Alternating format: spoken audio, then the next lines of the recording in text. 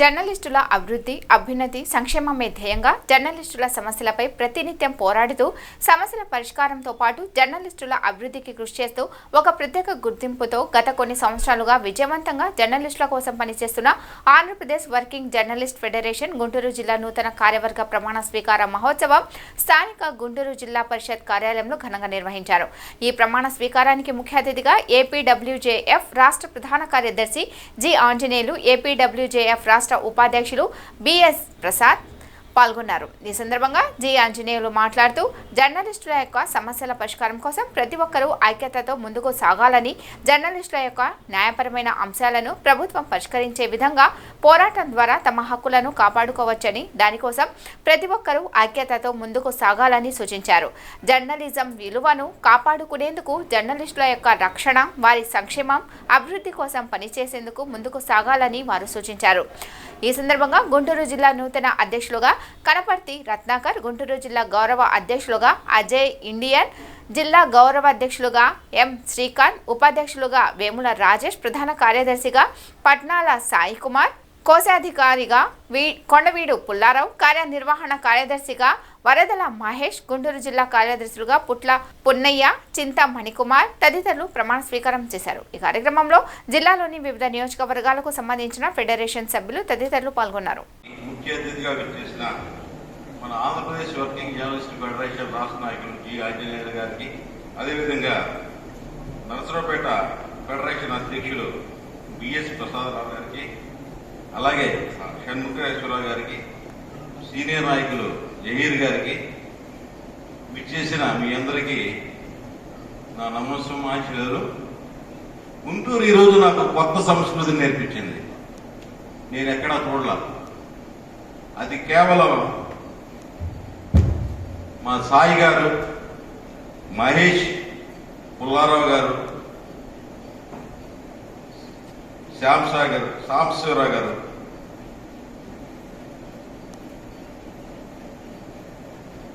వీళ్ళంతా గుంటూరు నాకు కొత్త అయినా కేవలం ప్రసాదాల ద్వారా నేను గుంటూరు జిల్లాకి పరిచయం అయ్యాను. ఆ రోజు ఇక్కడ మహాసభలో ఆ చివర కూర్చున్నాం. మనం ఒక 7 ఏళ్ళు కాలంలో వేదికపై వచ్చే పరిస్థితి నాకు కలిగింది. అది ఎందుకంటే ఫెడరేషన్ పనిచేసేవాడిని గుర్తిస్తుంది, వారికి నాయకత్వాన్ని ఇస్తుంది. మీ అందరూ కూడా నాతో పాటు మనందరం పనిచేసి జర్నలిస్టుల సంక్షేమానికి కృషి చేద్దామని కోరుతున్నాను. ఇక్కడ కొత్త సంస్కృతి ఏంటంటే, ఒక ఫెడరేషనో యూనియనో అనుకున్నప్పుడు కేవలం వాడు మాత్రమే ఉంటారు. ఇందులో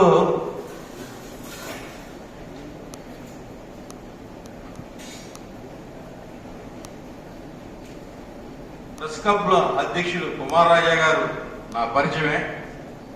ఈరోజు మమ్మల్ని బ్లెస్ చేసి ఇక్కడికి విచ్చేసినందుకు ధన్యవాదాలు సార్. ఇది ఒక కొత్త సంస్కృతి అలవాటు చేశారు నాకు ఎంట్రీలోనే. దీన్ని ఎండింగ్ వరకు అలాగే అదేవిధంగా కొనసాగిస్తారని మాటిస్తున్నాను. మనమంతా ఒకటి, మనమంతా ఒక కుటుంబం. మా ఆంజనేయ గారు కూడా అదే చెప్తారు. ఏ జర్నలిస్ట్కి ఇబ్బంది వచ్చినా మీరు ముందుండండి, అది ఫెడరేషనా యూనియనా ఇంకోటా అని చెప్పరు. ఆయన మాట నేను విన్నాను, ఇప్పుడు క్రియ ఇక్కడ చూశాను. ఫస్ట్ నేను తల వచ్చి నమస్కరిస్తున్నాను మీ అందరికీ. అదేవిధంగా తెలుగు జర్నలిస్ట్ సంక్షేమ సంఘం రాష్ట్ర ప్రధాన కార్యదర్శి పబ్బరాజు గారు, సీనియర్ జర్నలిస్ట్ గారు, సుబ్బారావు గారు, నాగేశ్వరరావు గారు, మీరంతా నా కోసం వచ్చారు, మన గుంటూరు మిత్రుల కోసం వచ్చారు. మా రాష్ట్ర నాయకులు మీరంతా పరిచయం కావటం, ఇదంతా మన కుటుంబం అనుకుందాం. ఎలాంటి సమస్య వచ్చినా మనం ఎదుర్కొందాం. ఈ సభ ఈ విధంగా జరిగేందుకు కృషి చేసిన మా తెనాలి సభ్యులు శ్రీకాంత్, సుధీర్, ఉన్నయ్య, అలాగే పేర్లు ఏమన్నా మర్చిపోతే క్షమించాలి, సాంబసాగర్, అచ్యుత్ సాంబశివరావు గారు, సుధీర్ గారు, మా జహీర్ గారు. జహీర్ గారు అయితే వయసు పెద్దదైనప్పటికీ ప్రతి ఒక్కరికి దాదాపు 3-4 సార్లు ఫోన్ చేసి మన కార్యక్రమాన్ని అక్కడ నుండి ఇక్కడ దాకా తీసుకొచ్చినందుకు మా పొన్నూరు మిత్రులు, శామ్యూల్, ఇలా అందరూ ఎవరి పని వాడు చేయడం వల్ల ఈరోజు మనం ఈ కార్యక్రమాన్ని ఇంత సక్సెస్ఫుల్గా చేసుకున్నాం. మనకన్నా ముందు మన గుంటూరు టీం అద్భుతంగా నిన్నటి నుంచి అదే పనిగా ఉండి ఈరోజు కార్యక్రమానికి ఏర్పాట్లు చేశారు. మీ అందరికీ ధన్యవాదాలు. ఇప్పుడు ప్రధాన అంశంలోకి వెళదాం. అజయ్ ఇండియన్ గారు ఈ ప్రధాన కార్యక్రమం వెళ్ళేందుకు తమ చిన్న అభినందనలు శుభాకాంక్షలు తెలుపుతారు. వారితో పాటు జహీర్ గారు, షణ్ముఖేశ్వరరావు గారు కూడా శుభాశీస్సులు ఇస్తారు. ఎవరైతే ప్రమాణ స్వీకారం చేయబోతున్నారో వారందరూ రెడీగా ఉండండి. వారు ముందు పరిచయం చేసుకొని ఆ సీట్లో ఆసీనులు అవ్వండి.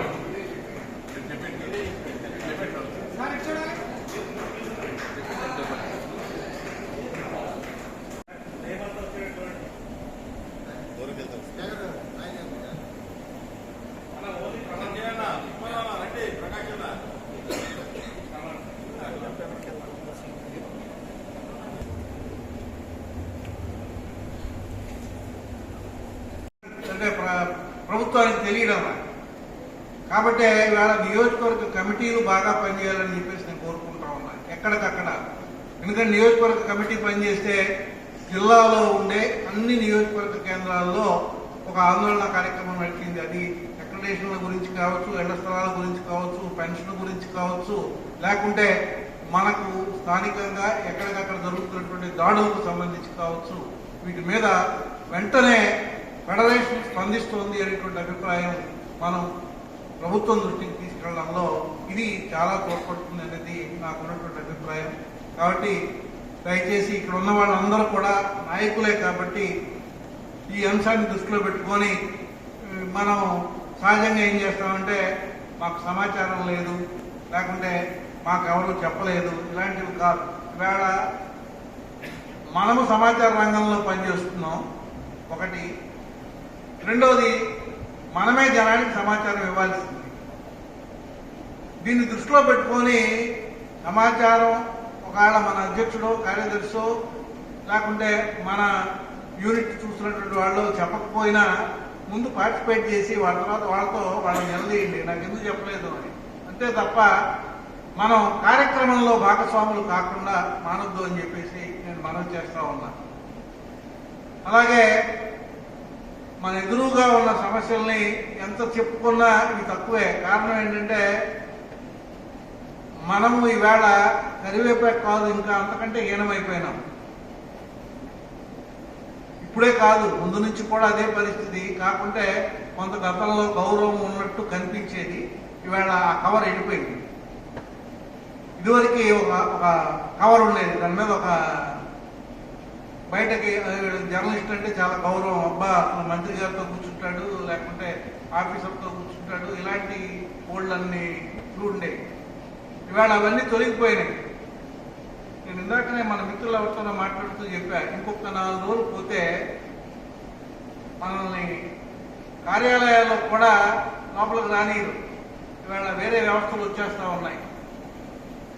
ప్రభుత్వ యంత్రాంగము ఇవాళ అది ఏ ప్రభుత్వంలో ఉండే ఇప్పుడు ఈ పార్టీ ఆ పార్టీ ఏ పార్టీ అన్నా కానివ్వండి, పార్టీలు ఏవైనా కూడా జర్నలిస్టులు చూసే దగ్గర వచ్చేసరికి వాటి ధోరణి మారిపోతా ఉన్నాం.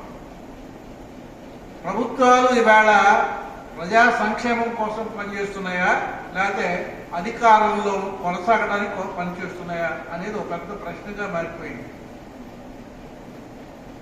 వెళ్ళిపోయిన ప్రభుత్వం కానివ్వండి, వచ్చిన ప్రభుత్వం కానివ్వండి, వీళ్ళు వాళ్ళని తిడుతూ వాళ్ళు వీళ్ళని తిట్టడానికి, లేకపోతే మనం కూడా ఆ తిట్లను ప్రచారం చేయడానికి ప్రాధాన్యం ఇస్తున్నాం తప్ప వాటిని మించి ప్రజా ప్రయోజనం అన్నది కనపడ్డం నాకు అది చాలా తక్కువ కనపడతా ఉంది. వీటిని మనం ప్రచారం చేయడంలో మనం కూడా భాగస్వామ్యం అవుతున్నాం. ఎందుకంటే మీడియాగా మన పని అదే కదా. ప్రభుత్వానికి ప్రజలకు మధ్య వారధి అంటే, ఈ వారధి ఇదివరకు ఏమయ్యేది, ప్రజలకి సమస్య ఉంది, ఈ సమస్య తీర్చండి అని మనం ప్రభుత్వం దృష్టికి తీసుకెళ్ళడానికి దానికి సంబంధించిన ప్రచారం చేసేవాళ్ళం.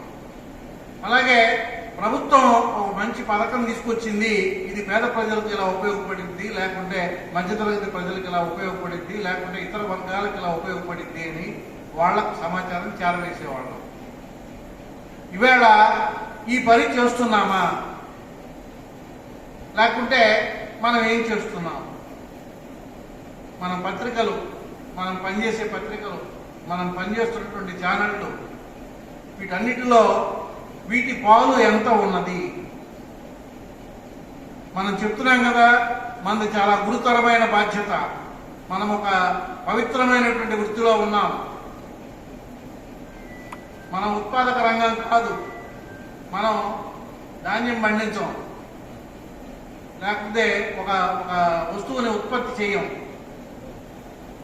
కానీ ఆ ధాన్యం పండించేవాడికి, ఒక వస్తువును ఉత్పత్తి చేసేవాడికి ఉండే రకరకాల సమస్యలన్నింటినీ మనం బయటికి తీసుకొచ్చి వాటిని ప్రభుత్వానికి చెప్పి, లేకపోతే ప్రపంచ దృష్టికి తీసుకొచ్చి దానికి పరిష్కారం వెతికే వాళ్ళ దృష్టికి తీసుకెళ్ళి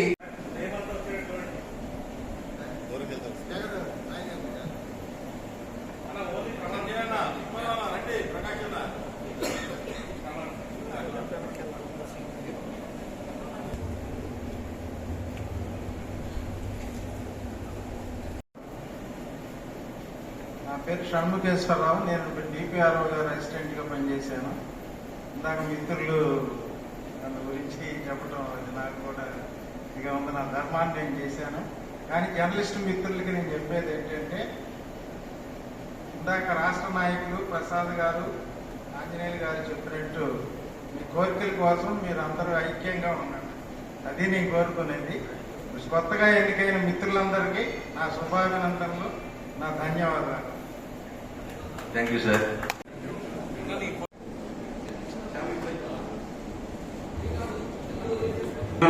ఘనంగా ఉండాలి.